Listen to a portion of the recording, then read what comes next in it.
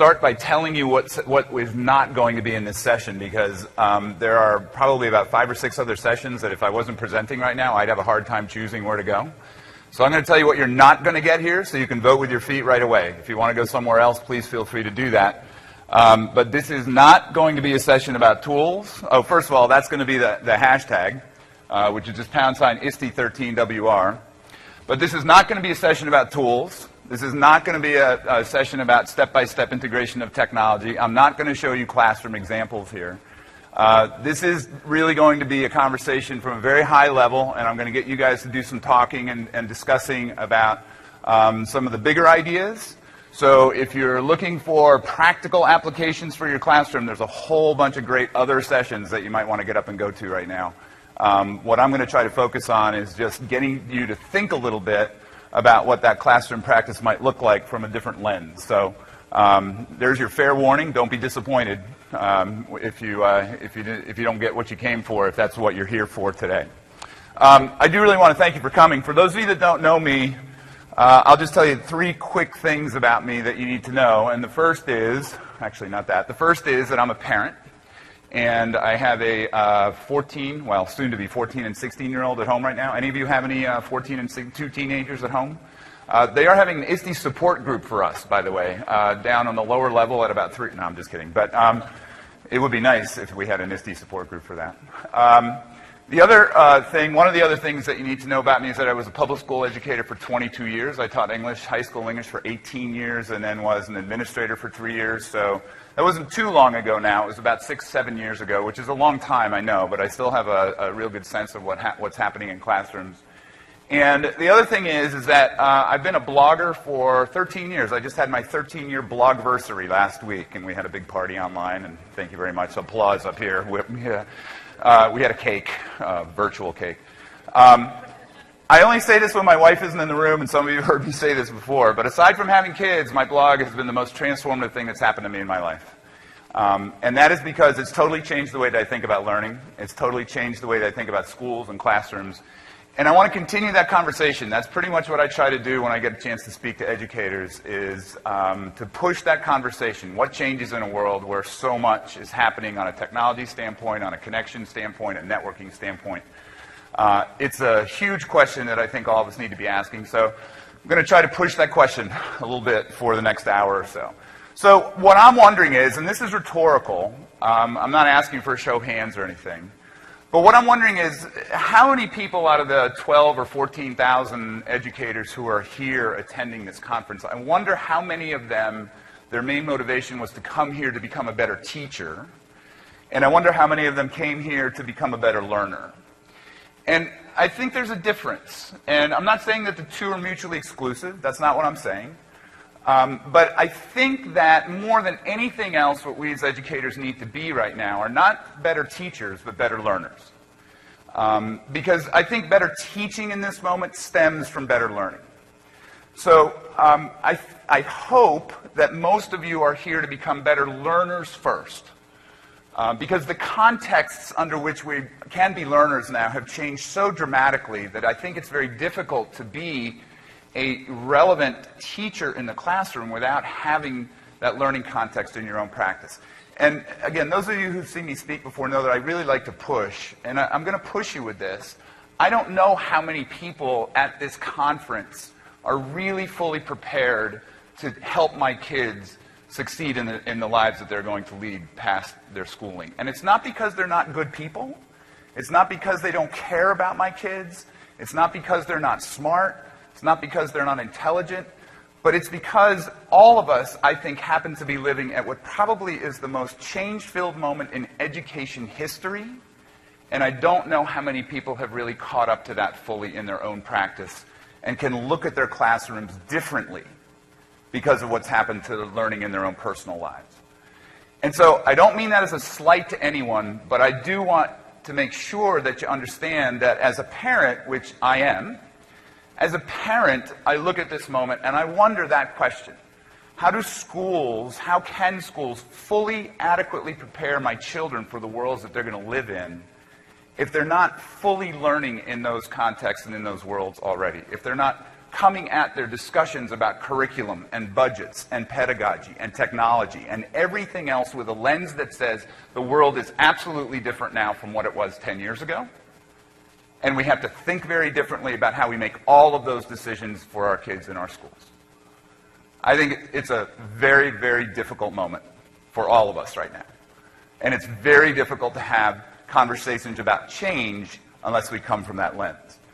Now, I love this quote by Margaret Wheatley, who also wrote an essay that was called Willing to be Disturbed. Any of you ever read it? A couple people have. If you haven't read it, I suggest you look it up. I don't know if the Wi-Fi is working. It seems to be up or down. If you want to just read that during the next hour, go ahead and do that. That would be an absolutely wonderful thing for you to do over the next 20 minutes or so. Just don't listen to me. Just read that essay.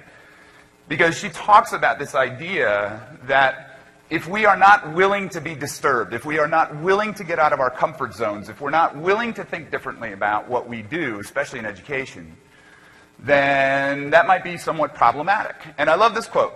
We can't be creative if we refuse to be confused. Change always starts with confusion. And so what I want to do is I want to invite you to, so I have this world map, the upside down map. I don't know how it feels to you, but sometimes this is what the world feels like to me when it comes to education. It's just a kind of a totally different landscape. But what I'd like you to do is to turn to someone next to you right now and share your confusion. Talk about what confuses you right now. Talk about what big question you have right now that you are looking for an answer for. It can be anything you want, but try to make it something about that you're really confused about, that you kind of have that, how a dog looks when you say something and he's trying to understand, he kind of goes, what? Like that. Like, you feel like that. Like, I really just don't get this. Go ahead and talk about that for like 1 minute, and then I'm going to see what you guys came up with. Yeah, and introduce yourselves too, make new friends, connect.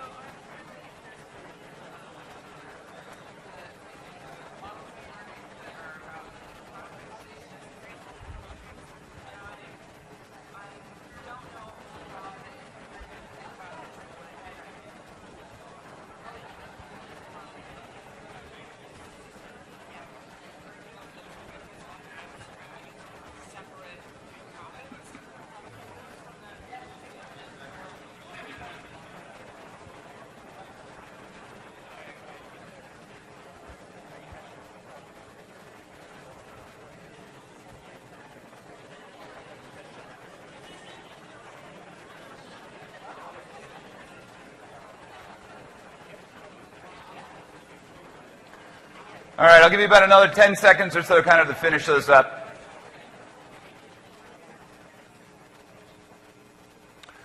So I'm guessing by the level of conversation, you guys are a pretty confused bunch, right? Which is a good thing. That's the point, right? If you're not confused, you're not paying attention, pretty much, right now. So who's got some real deep confusion that they might want to share with the rest of us? What's a good question that came up? I mean, just shout it out. You don't have to raise your hand or anything. But what's something that you're really trying to figure out right now? Tim? How do you get kids more involved in designing their own learning? And is that asked from the standpoint of how do you motivate kids to do that, or how do we allow systems to let that happen? The second one. Okay. I figured that was it. Yes? I'll repeat these, by the way, but go ahead, yeah. Everybody promises you the world is going to, help you as an educator. How do you possibly evaluate? Okay. So all the vendors on the vendor floor are promising you the world. How do you evaluate any of it?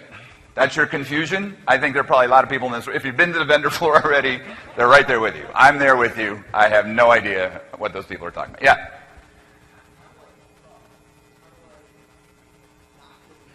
How do you keep up and how do you not feel behind? That is a really important question right now. And it's something, again, that I think a lot of people probably share. These are great. Couple more. Yep.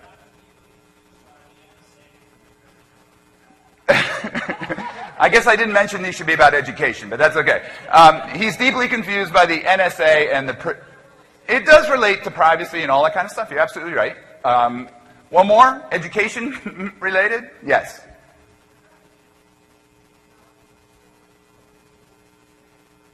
Okay, so how do we use the technology but still keep what we do as teachers personal?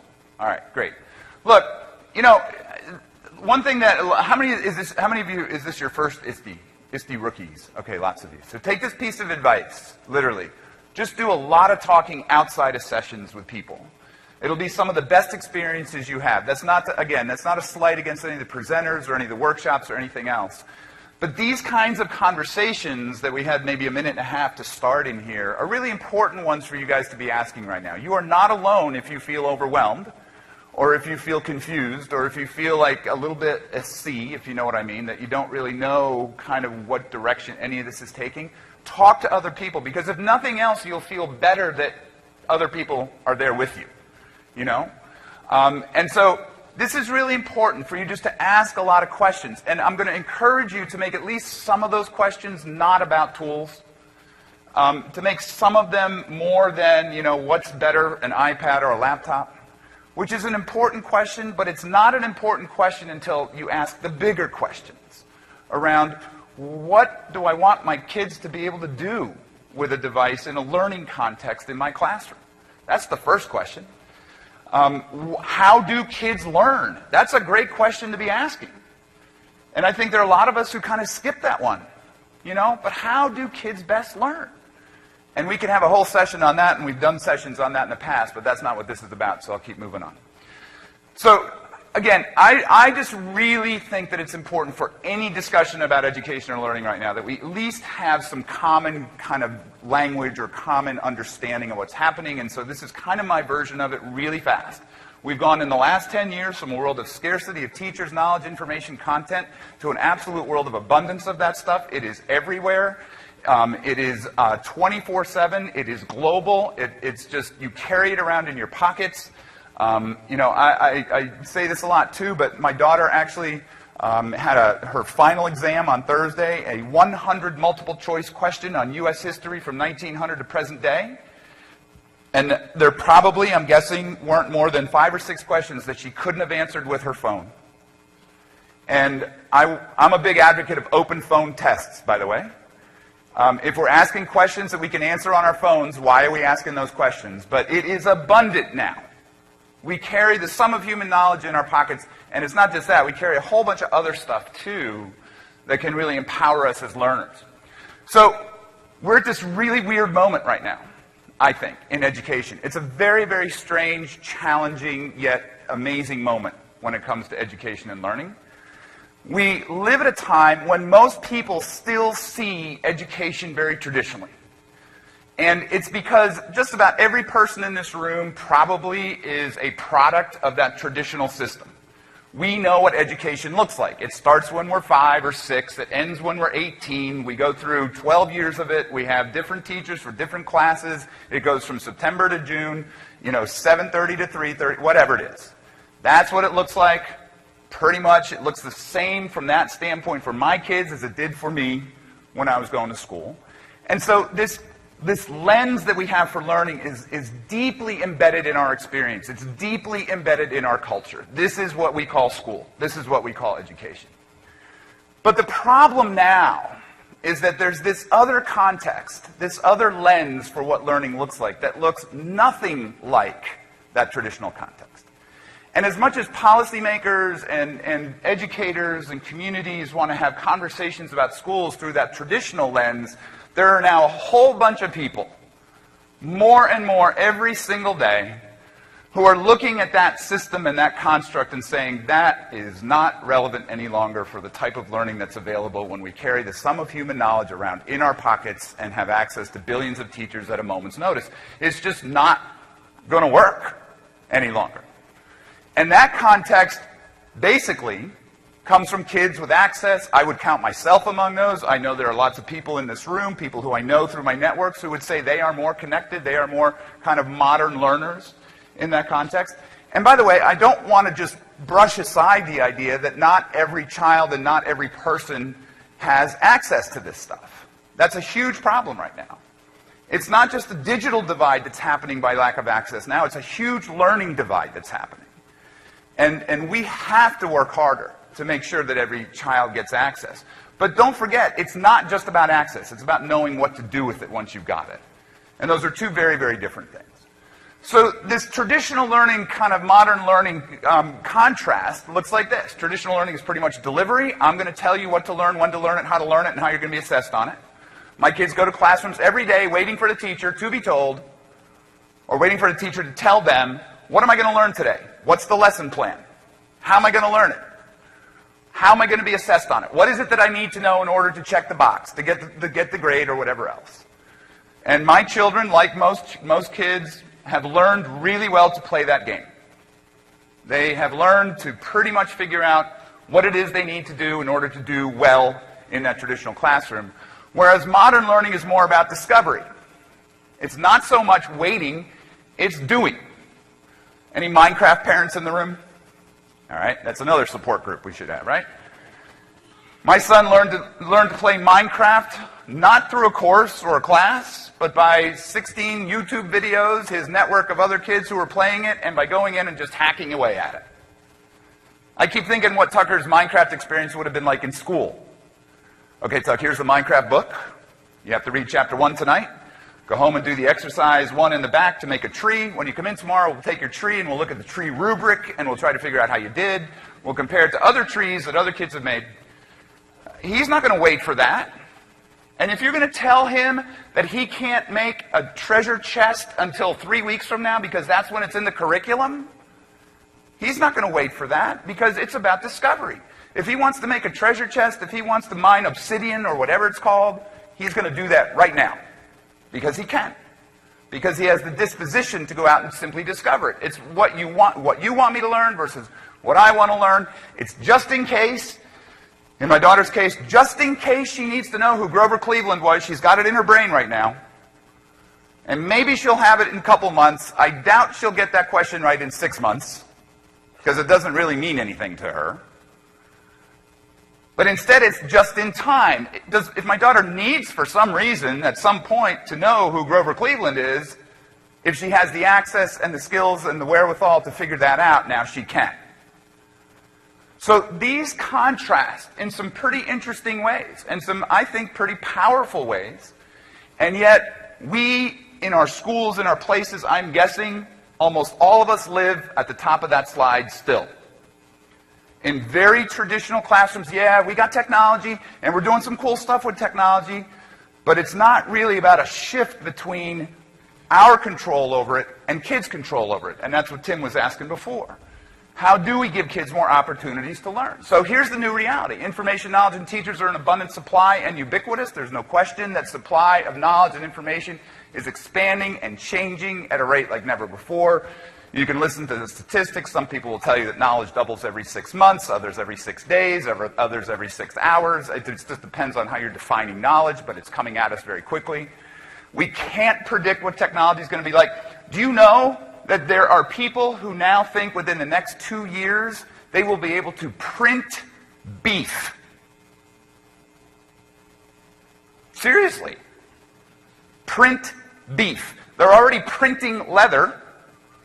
They think they will be able to print food in the next few years. So we have no idea what's coming. No idea. If you think you can predict what technology will bring us in the next 5 years, you can't. You can't. And finally, because of all of that, the skills and literacies and dispositions that we thought kids needed in our traditional systems, I think are now coming under a huge challenge. We need different skills. How do you make sense of all that stuff on the vendor floor? I'm not sure traditional schooling can help you too much with that. Because if you don't have a network of people right now, if you don't have resources at your fingertips and know how to use those, you're going to be behind the people who can make sense of that and who can figure that out. So here it is, just in case you want it boiled down into one kind of key phrase, key shift. We are moving from an institutionally organized world. It's not just education, it's media, it's music, it's politics, it's medicine, it's everything that's moving away from the institution toward the individual. How many of you have a phone with a camera in it? You're all reporters, right?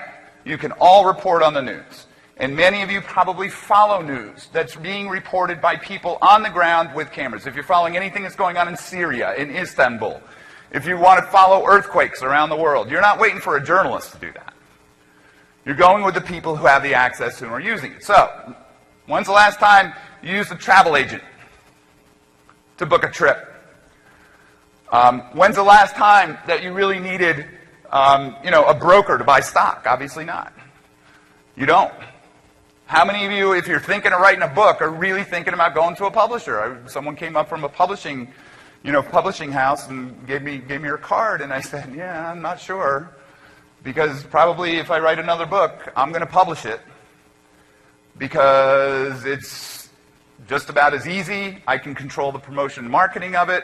I get a bigger cut every time I sell one of them, right? So you get the idea, but here's the thing for education. Remember when we needed schools to learn algebra? Because it's not just about this other stuff that maybe gives us power to organize our lives in a different way. It's about learning, too. I don't need to send my kid to your school to learn algebra. You know that, right? I don't need to send my child to your school to learn French. I don't need to send my child to your school to learn U.S. history. There's not much I need my child, I need you for when it comes to my child learning something that's going to end up on a test. And if the goal of education is to pass a test, we're in trouble. We're in trouble. Because that content now is everywhere.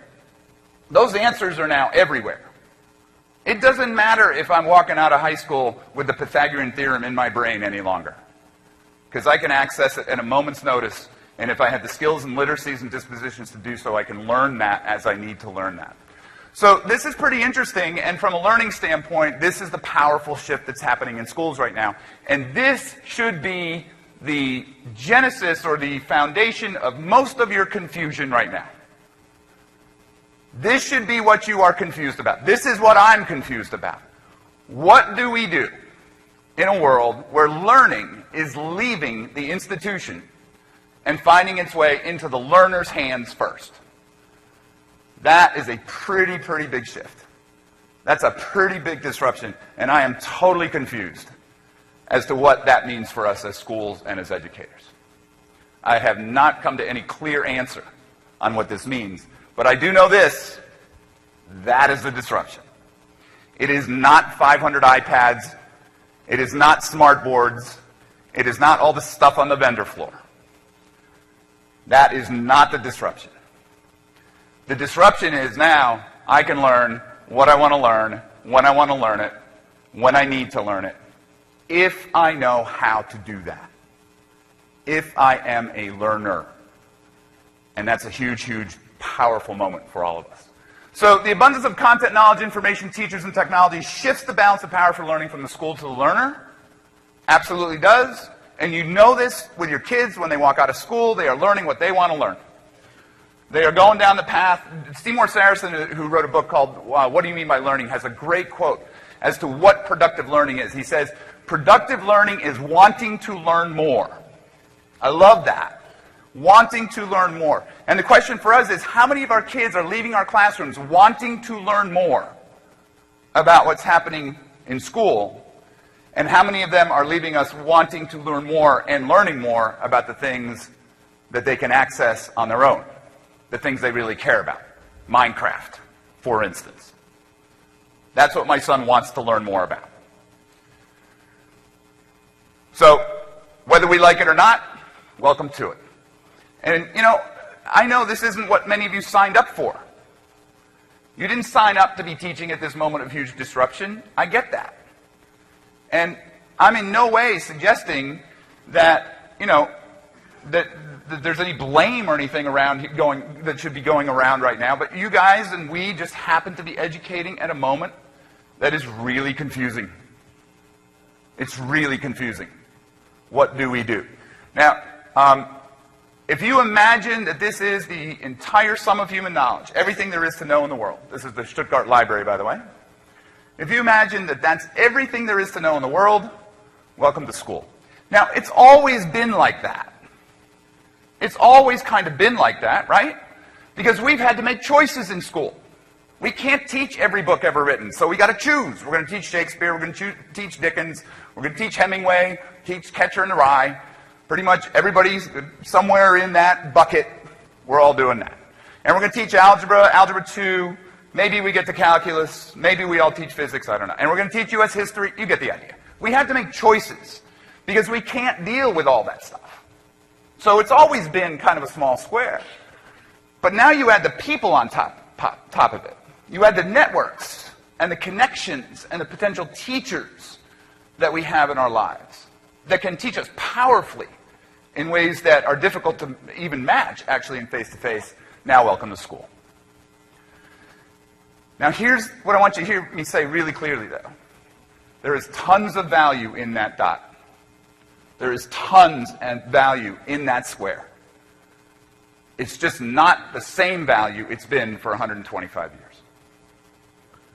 So we have to have a conversation, I think, which is, if that's what our students have access to, then what is our role? What is our purpose? And self-promotion moment, that's why I wrote this book, $1.99 on Kindle, come on, $1.99, really? Okay. Why school? It's an important question. Why school? What is our value? What is our purpose? There is an answer to that question. But until we all have a conversation around that answer, it's difficult to make clear decisions about what we do in our schools to prepare kids for the futures they're going to live in. So I'm here to tell you we don't need to do schools better, even though just about every policymaker is going to tell you that, and probably most educational leaders in schools are going to say we need to do better, we need better test scores, higher student performance, we need better this, this, this. I'm here to tell you we don't need better, we need really different right now. We need schools to be really, really different. We need to think differently. We don't need to be better. We don't need to be better teachers, we need to be different teachers. We don't need to be better learners in the traditional sense, we need to be really different learners now. And we have to understand that. Just to drive that home, I'm going to tell you a quick story. How many of you know what this is? What boat this is? Any of you shout it out if you know. The USS United States. Ever heard of USS United States?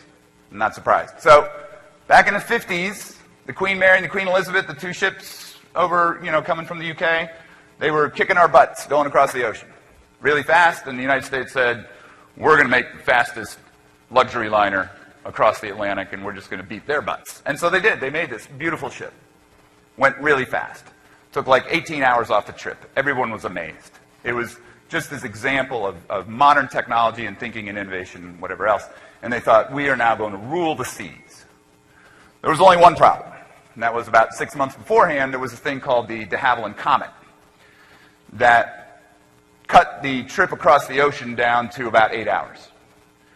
And although there were lots of problems with this plane as it progressed, the thing was, we didn't need better, we needed different. We didn't need better boats. We needed a different technology. So the USS United States, unfortunately now, sits in dry dock in Philadelphia. I will drive right by it tonight when I get home. And I think it's about 60 days away from being cut up into scrap at this point. They're trying to raise money to salvage it, to save it. But you get the point, right? Not that we're going to cut schools up into scrap. That's not the point. But the point is, better doesn't matter much if what people need and want is different. I can tell you my kids want different.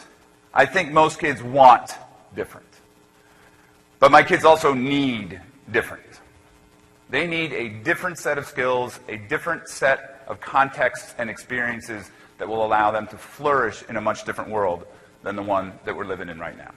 So we need to really start thinking differently about it in our classroom. So here we go, 3 starting points. Now, I know that the title of the presentation said 4, but that was back in September when I submitted it.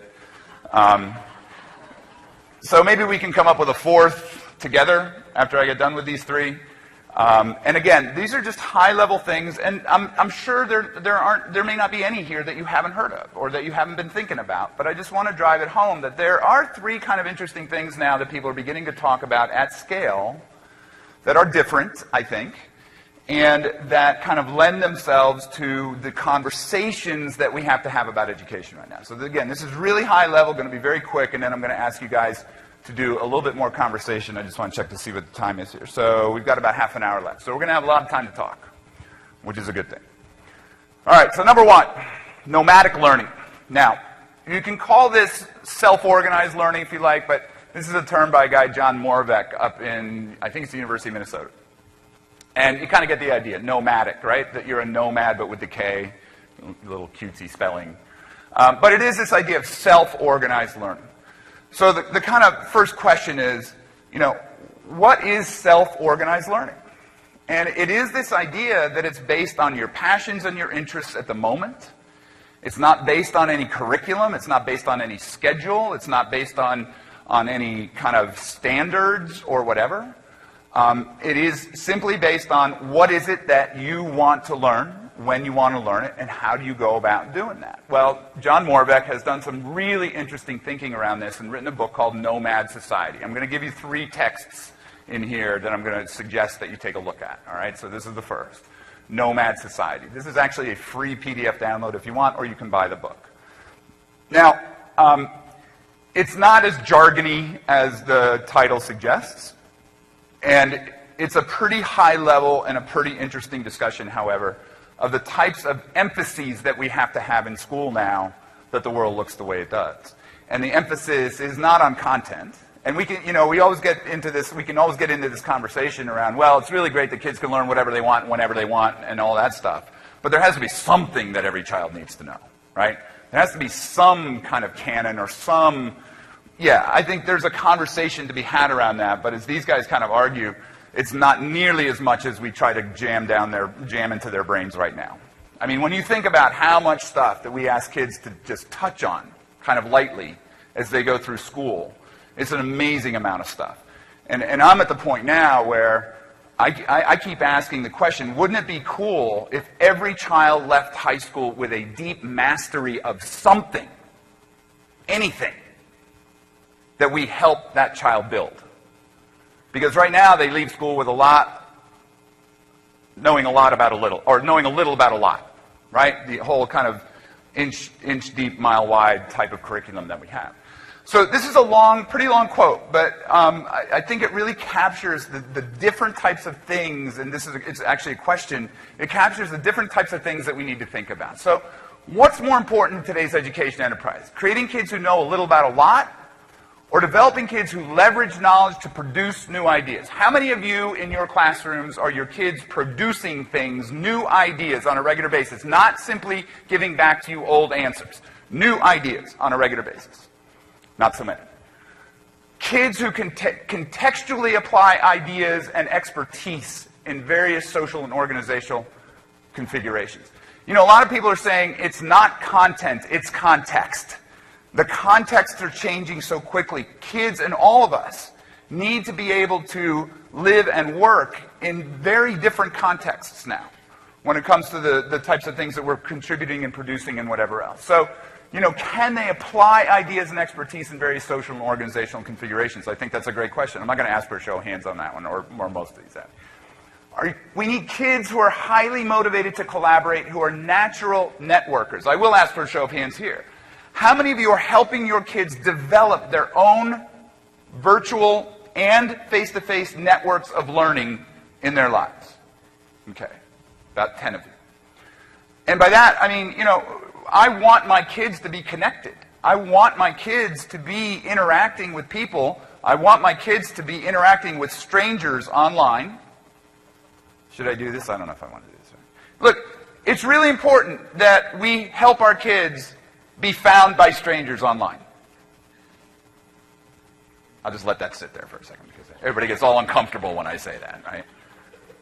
But it's really true.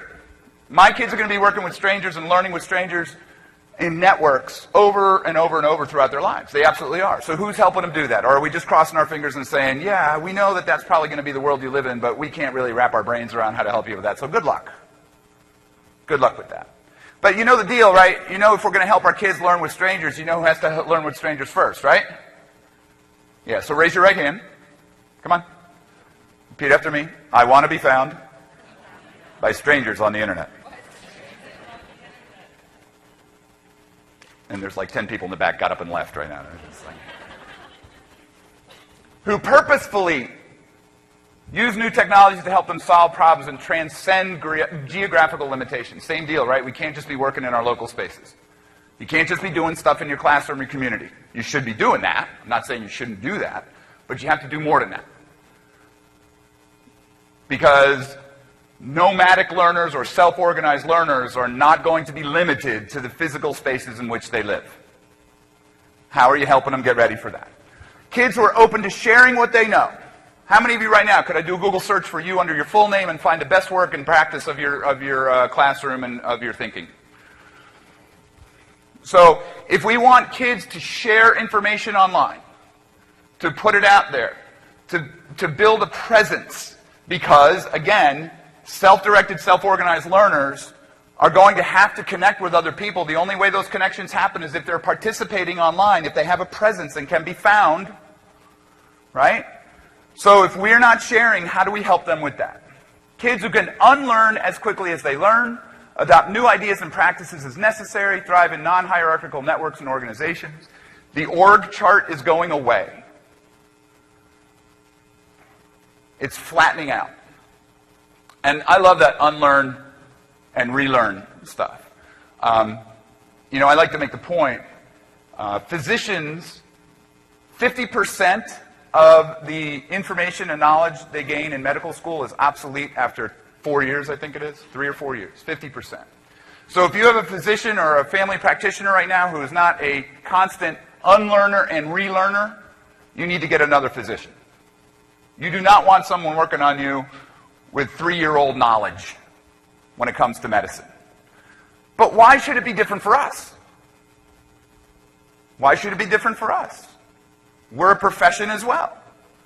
We need to be constantly unlearning and relearning our practice in the light of new technologies, new contexts, new whatever else. Your kids in your classrooms will be constantly relearning life, constantly relearning what they do. Unlearning the old, relearning the new. It's not going to stop. It's going to come at them even faster. So they need to really be able to deal with that. And finally, kids who can develop habits of mind and practice to learn continuously and are not afraid to fail. How many of you in your classrooms make sure that your kids fail often and regularly? They should fail every day. I fail every single day. Yet we set up failure in classrooms as something to be avoided. And I get why. You remember that traditional lens, right? But in modern learning, it is all about, I'm going to talk about this in a second a little bit more, it's all about producing and iterating and figuring out what's working and not working and changing it, revising it, trying again, trying again, trying again. There are no grades in network learning. There is no end point. It doesn't stop. You don't take a test. So you have to keep learning, keep going, with the full understanding that you are going to fail on a regular basis. And I want my kids to be okay with failure. Right now, my kids cannot stand failure, and it worries me to death, to be honest with you. I'm hoping as they mature, they'll get better at it, right? But it scares me that everything they do, pretty much, they want to make sure it's correct. They want to make sure it's right. That is not a great habit to be into in this type of fast-changing, complex world. They're going to have to understand how to fail well. So, basically, with the reality that teachers' classrooms and school is everywhere, you can now see this kind of self-organized, self-directed learning happening all over the place. And I just want to show you one example of where some of this is being collected. I kind of found this the other day and I liked it. I don't know if you can see the link at the bottom. And by the way, this will be up on my SlideShare page. It's just slideshare.com/willrich45. It'll be up there later today. Hopefully I can get it up before I get on the plane. But basically, this is what this looks like. And what it is it's a compilation of mostly kind of higher ed type of things, but some K through 12 things too, where people can go to learn on their own. And she set it up kind of as this periodic table of elements, right, which is kind of interesting. But here are citizen circles and clarity and all sorts of stuff. Empire State College, Florida Virtual School. There are just thousands and thousands and thousands of these sites now where if we have something we need to learn, even now more and more, if there's something that we want credit for that we've learned informally, there are more and more people now that are going to give us credit for informal learning. If you haven't heard of MOOCs, if you haven't heard of, like Western Governors University, a whole bunch of other places now, they're like looking at ways to say, you've learned informally, you've learned a lot, you deserve some credit or a degree for that. So you can check this out. It's kind of interesting. Just play around in there when you get a chance. A couple of them that I think are kind of relevant. I don't know if any of you know Code Academy. But Code Academy is, a lot of people are saying now that one of the literacies, one of the, the second language that all kids should be learning is coding and programming. And there are lots of places where you can start coding and programming on your own. Learn it on your own if you have a need to do that. You want to learn how to develop an app, don't wait for the app course or the app workshop. Go learn it. I mean, here's the other push. Look. Professional development is an ongoing thing now. You know that, right? You can't be waiting for workshops to learn stuff. You can't be waiting for the blogging workshop. If you want to learn how to blog, go learn how to blog. You can learn how to blog in 20 minutes online, and, that's pretty much responsibility now. So it is this idea like Code Academy or like Duolingo. Any of you do Duolingo, by the way? I've been doing this now. I'm relearning French. All the French I forgot after my 4 years of high school French, I'm trying to relearn it. And the cool thing about Duolingo that I kind of like, though, is that as you learn French, you're actually translating the web. Because they take texts from pages that are in French, and as you put in your answers, they translate it.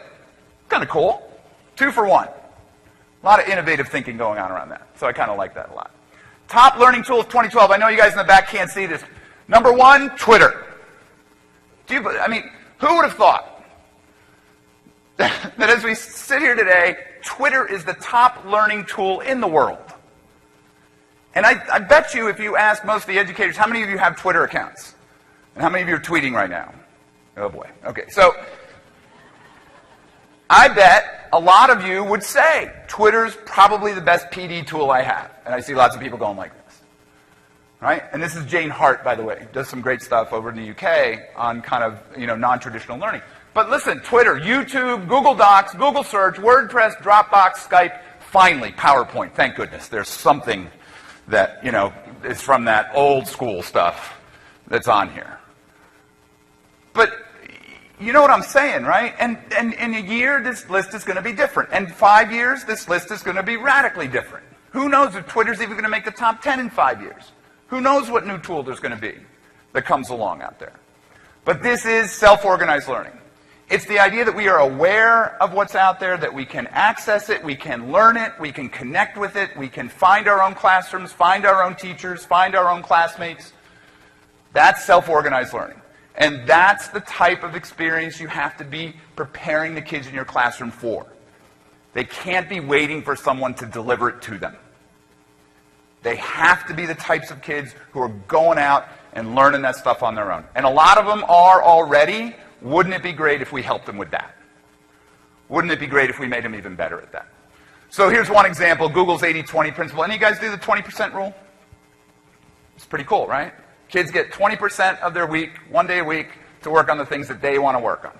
And I don't know how unstructured or self-organized, quote unquote, it might be, but I know a couple schools where basically the kids are pretty much on their own. They're being mentored, and they get help, but they're going out and they're doing that learning on their own, and that's giving them an opportunity to do that. So the question is, are you a self-organized learner? Because it's tough to help kids become that if you're not.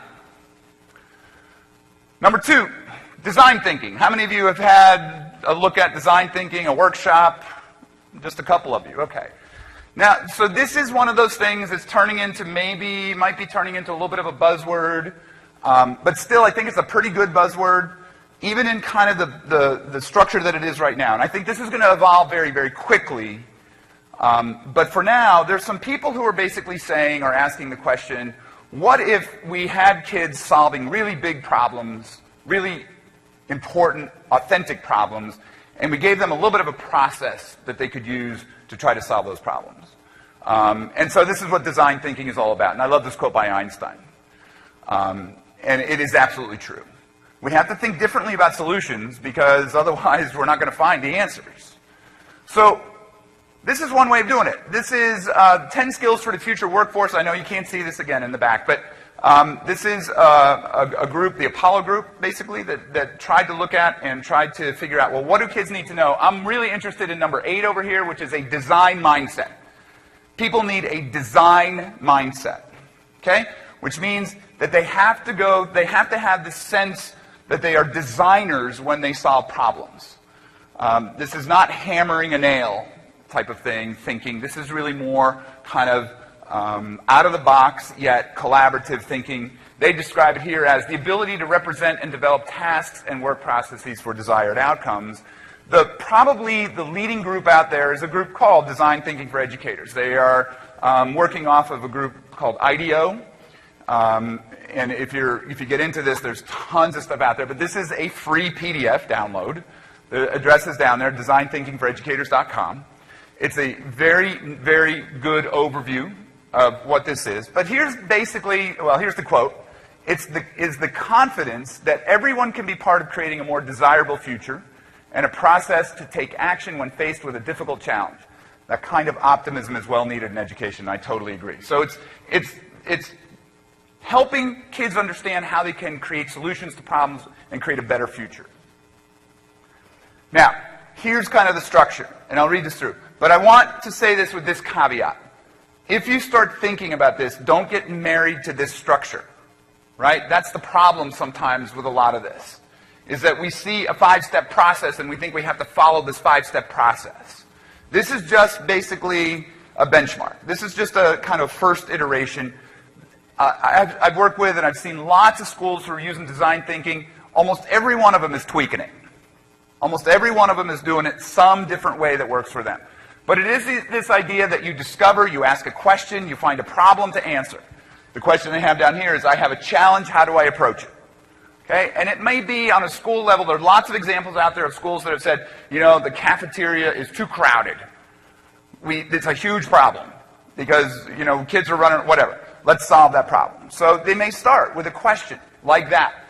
And then it's interpretation. I learned something. So the second step of this is to go out and do research, to interview people, to really interview kids, use empathy to get into their shoes. What are they experiencing? And if you take this beyond the school and into the community, it gets really interesting. Kids going out into communities, interviewing people in those communities about problems that are happening, trying to get into their shoes, trying to get into their brains and really understand it.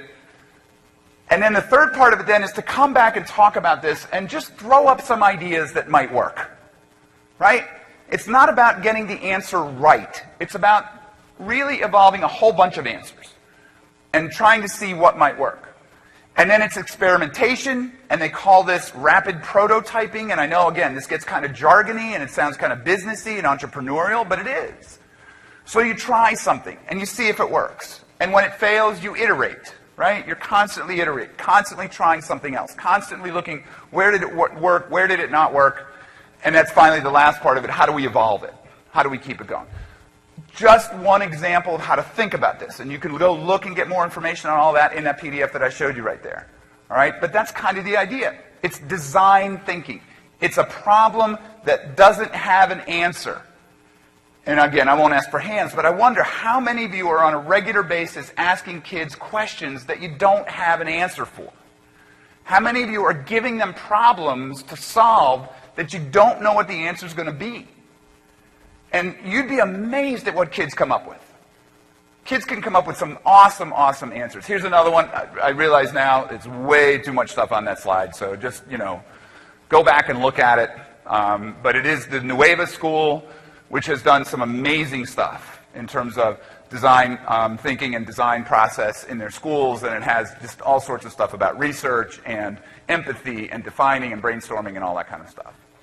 The benefits are pretty obvious. Lots of critical thinking, lots of brainstorming, failure as a valuable thing, project management, and more and more and more. I would urge you all to take a look at that download and think about one thing in your classrooms that you might be able to change up and do a little more design thinking around. And by the way, there are lots of design workshops. I'm sure there's design thinking sessions at ISTE over the next couple days or so. There's lots of people that are beginning to do this. You might want to check it out because I think it's a pretty powerful way of kind of rethinking the classroom. So what real-world problem can you and your students design a solution to? All right, and the third one now, finally, is the maker movement. How many know what I mean when I say the maker movement? Okay.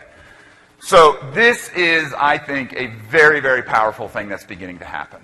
And it is this idea that because of technologies that are coming online right now and a lot of new innovative stuff that's coming out, we can actually begin not just to design solutions, but we can actually make products that solve problems as well. Okay? We can create them. Now look, this is really going back to the industrial arts classroom, but throwing in, yep, and we got a couple of people going, yes, industrial arts.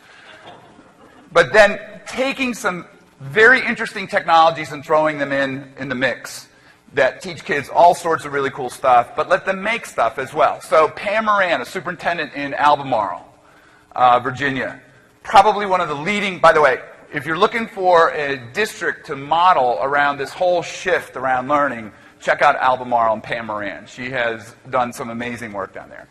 But she says, you know, we're at a turning point in human history, a rising tide of culture of participation in global networks that open doors of which we humans have never dreamed, and making is at its core.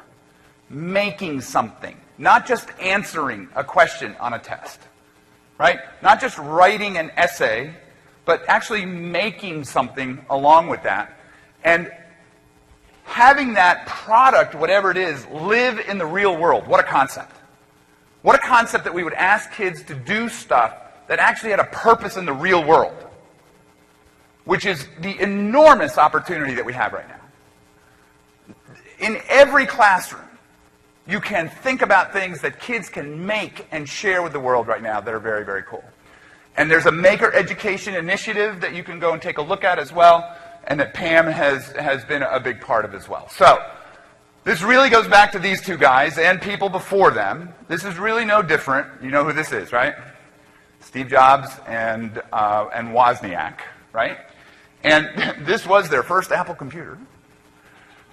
Looks a little different from what we've got going now, but they were makers. They were tinkerers. And those stories you hear of people in their garages building stuff, those are makers and tinkerers. But these guys did not have near the tools that we have right now. And it was really hard to do what they were doing. And by the way, I don't think all of this should be simple, right? I think there's too much that we're trying to make simple in education, to be honest with you.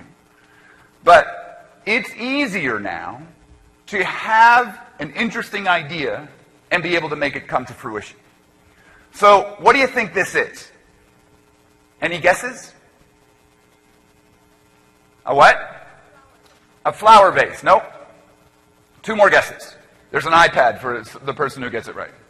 Just kidding, kidding. You people. Didn't you get your Surface already? Come on. Any guesses? Mailbox? Whatever you said, it's wrong. It's a toothbrush holder, as prototyped by a 5-year-old. And I gave you the link there. You can go read the story. It's a great story. This guy, his daughter said, I need a toothbrush holder. It has to be pink. And it has to have this big bulbous end. And her dad was like, you know, you really don't. Yes, I do. It needs that big bulbous end. So the really cool thing is now, because of the tools, you can get 5-year-olds who are prototyping, who are designing. And basically then you can take this, and there's a story about Marymount Academy in New York City. The kindergarten teacher there went in and said, you know, kids, the American Dental Association is saying that we don't brush our teeth long enough. So we need to design a better toothbrush. And so kids got out their papers and they started drawing. And this one little girl, this is a separate story, but this one little girl drew a toothbrush with a TV set in it because she thought if you could watch TV, you'd brush your teeth longer. And basically, they went through this kind of same design thing. They put it into a CAD program like Google SketchUp, whatever else. These tools are free, easy. And then they took those designs, and because you can now print things at your desk. This is the Replicator 2. These 3D printers now, this is a fundamental piece of this whole maker thing. These 3D printers now are about less than $2,000. They're coming down pretty quickly.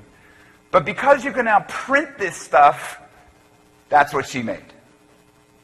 There's her toothbrush holder. And she uses that on a regular basis. Now, just imagine that for a second. Just imagine how cool this is. I mean, on a lot of levels, my brain doesn't even work there yet, right? Because I can't even imagine what the possibilities of something like this are. But that's a pretty interesting thing, that you can not only design it, but now you can make it. And you can actually remake it, if you want, as well. So now there are Arduinos, and this is just fun stuff. This is like the basic function of computing in a $25 little board that you can do all sorts of cool, interesting things to. You just take little terminal connectors. You can actually take a bunch of bananas and using the Arduino make a musical instrument out of it, right? And you can do all sorts of fun stuff. Here's another one, the Raspberry Pi. And you look at this and you go, yeah, but I'm not a techie, I'm not a geek. You don't need to be. You do not need to be a geek any longer in order to begin understanding the fundamental, processes in computers and programming and all that type of stuff. Make Magazine, a great example. We get this in my house, and once a month I try to do something that's in this magazine with my kids. And we fail horribly. But it's good stuff. It's teaching me a lot of patience and perseverance, as well as teaching my kids that. And look, it's not just about printing stuff out, too. It is that idea that you can actually do authentic work. Here's an 8th grader who's got a book on Kindle that he's self-published. Every one of your kids can self-publish. It doesn't cost anything. They can actually make money. So making things and kind of tinkering is this huge thing. And Gary's here and Sylvia they did a workshop yesterday. I don't know if any of you were in it. It was across the street, and I know Gary's got a couple sessions. But, it's like, I love that last line. One of the most endearing things about the maker movement is how many children are celebrated as heroes, leaders, and innovators. How cool is that? Kids can make stuff, solve problems, share them with the world, gain a reputation as an innovator, even as a 7, 8, 9, 10-year-old. How motivating would that be? That's happening more and more in schools right now. And I think that is really, really cool. And by the way, the best book that I've read so far this year is Gary and Sylvia's book, Invent to Learn. It's an awesome book. It makes all this stuff really accessible. They're friends of mine, but I would promote this book even if they weren't. It's a really, really powerful book, and it will definitely wrap your brain around how you can make this happen, even in small ways in your classrooms. And look, small ways are better than no ways. And I know there's lots of reasons why people are going, we all do this. Yeah, but, I can't do that. I can't policy, tests, superintendent, whatever. You can do it in small ways. You can. Just pick your spots. Pick your spots and find places where you can really help kids learn. So what will you learn to make and share with your students? I don't know if we're going to get to number 4 since that was in the title, and since we only have 1 minute left, I guess not. I'm sorry that I talked longer than I thought I was going to. I hope that you don't mind that. The basic question that I want to leave you with is, what changes, you guys? What changes? Something's got to change right now. We can't keep doing it the same way we've been doing it. And I know that is a huge, huge, huge difficult question, but it's one that we have to be asking. And I hope that in some small way, maybe this has inspired you to ask that question on a regular basis in your classrooms. Please feel free to get in touch with me. If you have other questions or you want resources or whatever else, I'm more than happy to hear what you guys are doing. And thank you so much for coming today. I hope that was an hour worth of your time. Thanks very much.